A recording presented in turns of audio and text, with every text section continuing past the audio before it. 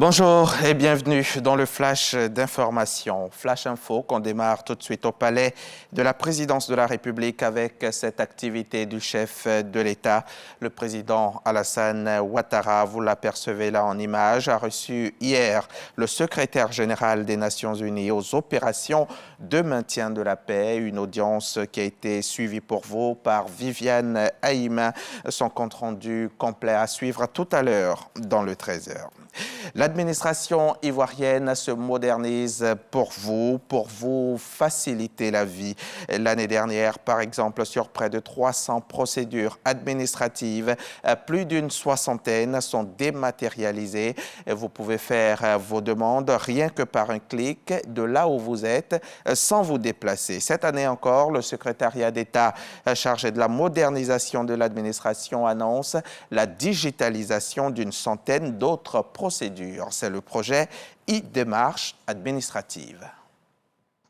Prendre rendez-vous pour un examen médical au CHU de Cocody ou obtenir un diplôme en ligne via la direction des examens et concours DECO. Des exemples d'actes et de documents administratifs grâce au projet e-démarche administrative avec les avantages de la signature électronique. L'usager, aujourd'hui, avec la démarche de dématérialisation, il peut rester chez lui à l'aide de son smartphone, avoir accès à un rendez-vous pour une consultation externe. Donc c'est effectif et ça lui facilite la vie. BEPC, baccalauréat, CAP, etc.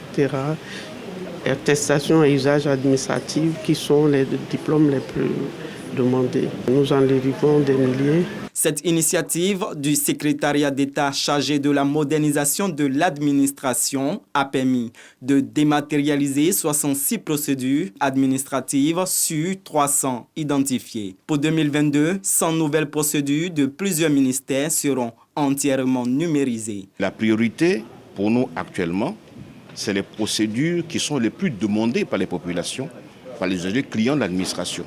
Et nous avons aussi sélectionné les procédures qui en même temps aboutissent à la signature électronique. De sorte que, une fois que le document est élaboré dans un circuit digitalisé, il puisse recevoir à la fin de ce processus-là la signature électronique. Cette rencontre a concerné les directeurs de cabinet et directeurs de communication des ministères et devrait leur permettre d'implémenter l'e-démarche administrative dans leurs procédures. Le Centre international de formation de l'Organisation internationale du travail, en collaboration avec l'AFD, l'Agence française de développement, a initié récemment à Abidjan la deuxième édition de sa rencontre régionale dénommée Atelier de co-construction de la Jobs Facility. Ces réflexions visent à accompagner et renforcer les capacités des pays afin d'améliorer la mise en œuvre et le suivi des politiques publiques, emploi, formation des jeunes.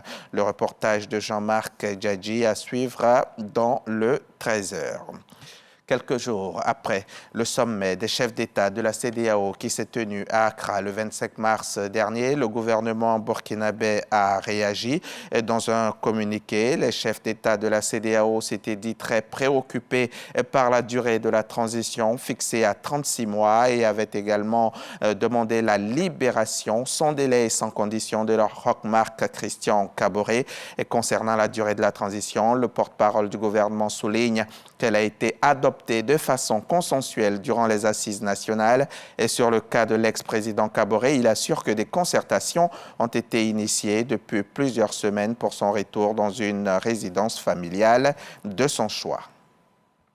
Plus de 360 délégués en provenance de l'intérieur du pays et de l'étranger ont rallié hier jeudi Conakry pour prendre part à la convention extraordinaire du RPG. L'ex-parti au pouvoir voulait désigner un coordinateur provisoire en attendant le prochain congrès qui doit théoriquement se tenir avant la fin de l'année. Et c'est le dernier premier ministre de Alpha Condé, Ibrahima Kassori Fofana, qui a été choisi. Des grands noms ont boudé cette convention, dont l'ancien ministre de la Défense et membre fondateur du parti, Mohamed Diané, l'ex-ministre des Affaires étrangères, Khalil Kaba, et l'ancien président de l'Assemblée nationale, Amadou Damaro Camara.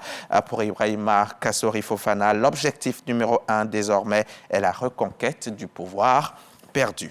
Nous sommes au 37e jour de l'invasion de l'Ukraine par la Russie ce vendredi 1er avril. La Russie accuse l'Ukraine d'avoir mené une frappe aérienne sur son sol. 2 hélicoptères ukrainiens auraient effectué une frappe sur une installation de stockage de carburant dans l'ouest de la Russie, à 40 km de la frontière entre les deux pays. Les pourparlers russo-ukrainiens reprendront donc ce 1er avril. Moscou a déclaré mercredi ne rien voir de prometteur dans ces négociations après les avoir pourtant qualifiées la veille de significatives. Le gouvernement ukrainien s'efforce toujours d'organiser des évacuations depuis Mariupol où 160 000 civils seraient toujours bloqués. Et c'est la fin de ce flash. Merci de l'avoir suivi. On se retrouve tout à l'heure à 13h pour le journal.